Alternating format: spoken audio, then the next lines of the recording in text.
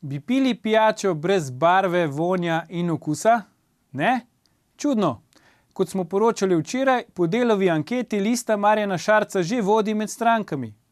Ker še ni znano, kdo bodo njeni kandidati na volitvah in ker ne poznamo njenega programa, smo se odločili, da ji priskočimo na pomoč.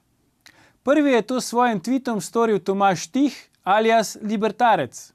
Seveda lahko pomagate tudi vi. Glede na to, da je bil do sedaj edini program Marjana Šarca ta fotografija, bo vsaka pomoč več kot dobrodošla. To je bila Kripto 56. oddaja VV Faktor.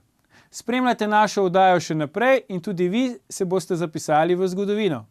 Jutri bo z nami udarni komentatorski dvojec Bernard Brščič in Rado Pezdir.